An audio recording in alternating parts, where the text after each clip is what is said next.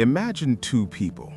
They both earn the same salary, both pay the same rent, both grab the same overpriced coffee every morning on the way to work.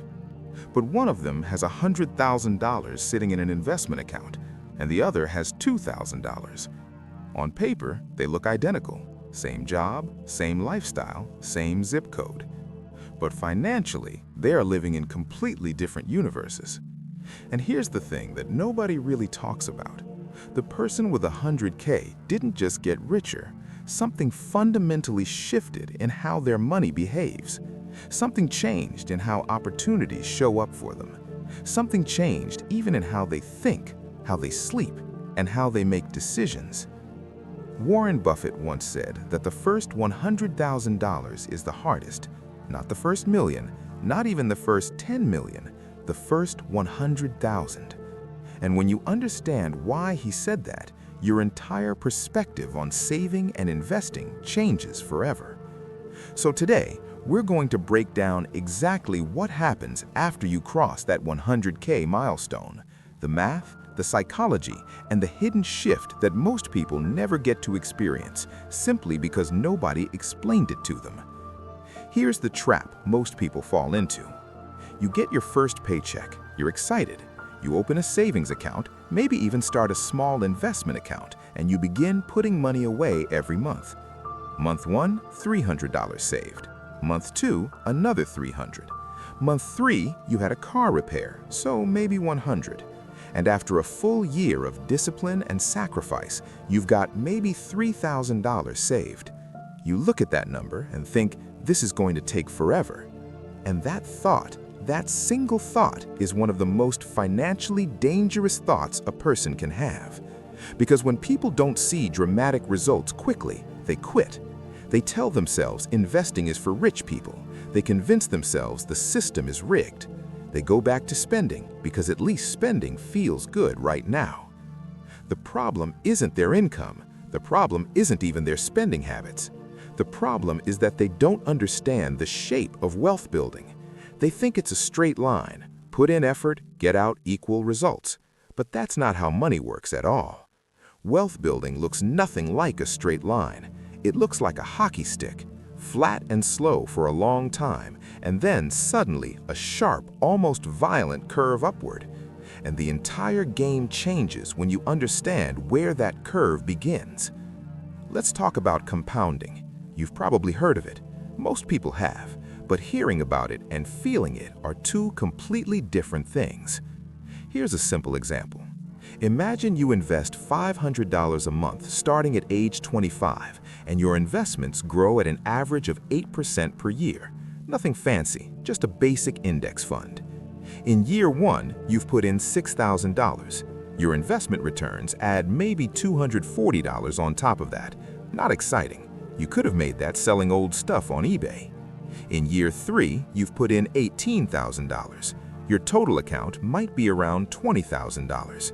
Again, the growth feels almost invisible. You're doing the work and the reward feels almost insulting. But here's where it starts to get interesting. Around year 6 or 7, something quietly starts to shift. You've crossed that $50,000 mark.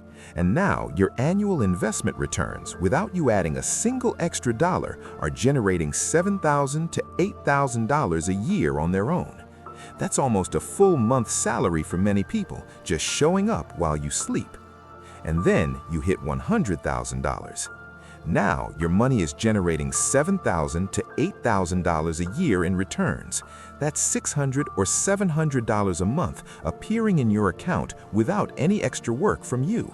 You didn't clock in, you didn't answer emails, you didn't trade your time for it. It just appeared. And this is where Buffett's quote starts to make complete sense. Because getting from 0 to 100K is the hardest stretch of the entire journey.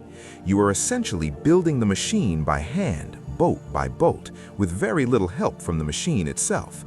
You are doing most of the heavy lifting. But once you cross that 100K, the machine starts helping you build the machine. Your money begins generating enough return to meaningfully accelerate your own contributions. The gap between effort and reward starts closing, And from this point forward, every single year gets noticeably easier. Not because you work harder, but because compounding finally has enough fuel to show you what it's actually capable of. Now, here's the psychological layer that most finance channels skip entirely. Crossing 100K doesn't just change your spreadsheet, it changes your brain. There's a concept in psychology called financial security threshold, the point at which a person stops making decisions from a place of scarcity and starts making decisions from a place of stability. Below that threshold, money controls your decisions without you even realizing it. Think about it. When you have $400 in your account and your car breaks down, you don't have a car problem, you have a crisis. You panic, you make rush decisions, you maybe take a high-interest loan. You carry stress that follows you to work, into your relationships, into your sleep. Now imagine the same car breakdown, but you have $100,000 in investments and a solid emergency fund. Suddenly it's not a crisis, it's just an annoying Tuesday. You handle it, you move on, and your financial trajectory is completely untouched. Same problem, completely different experience, completely different outcome.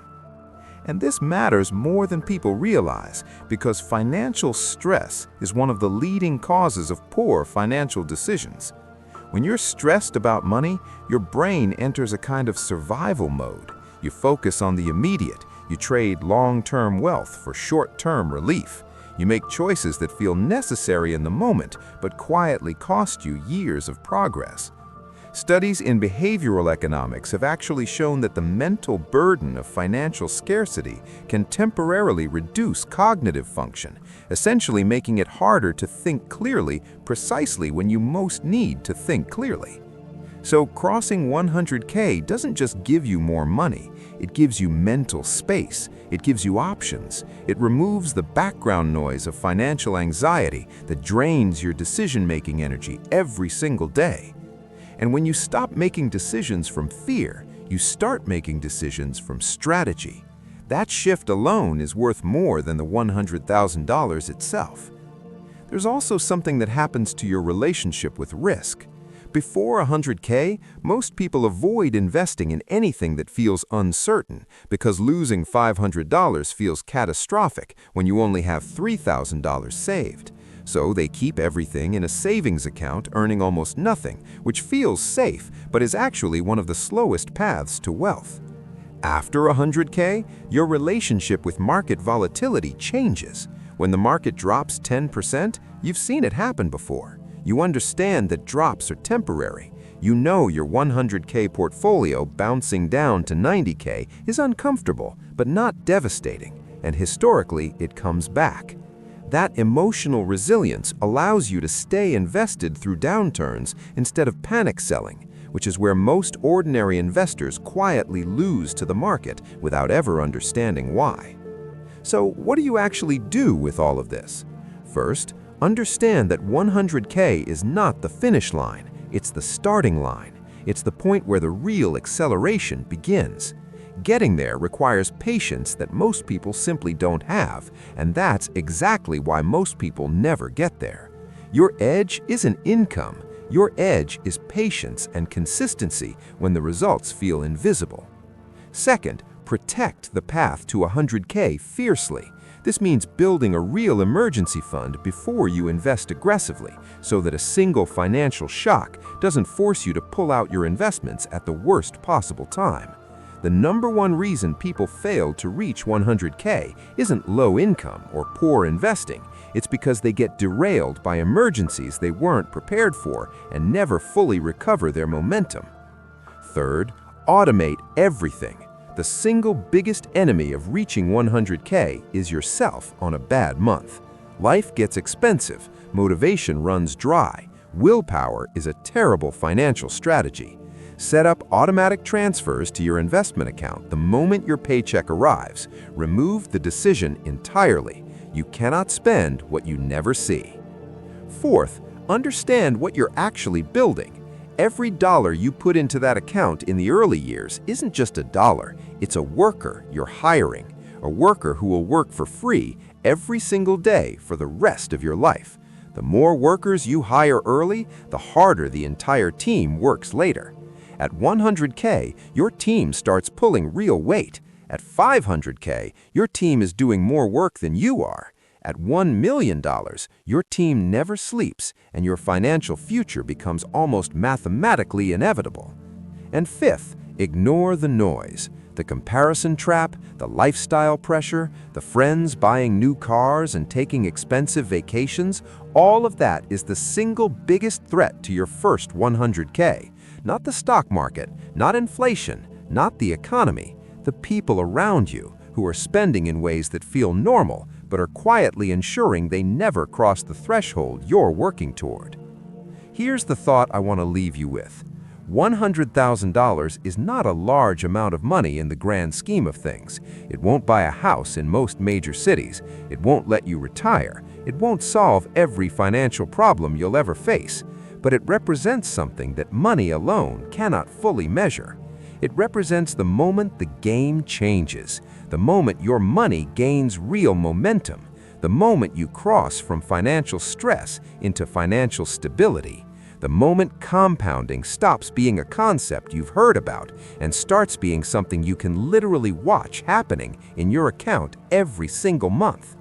Most people spend their entire lives just below that threshold, not because they couldn't get there, but because nobody ever told them what was waiting on the other side or made them believe it was actually worth the sacrifice to find out. Now you know. The question is, what are you going to do with that information?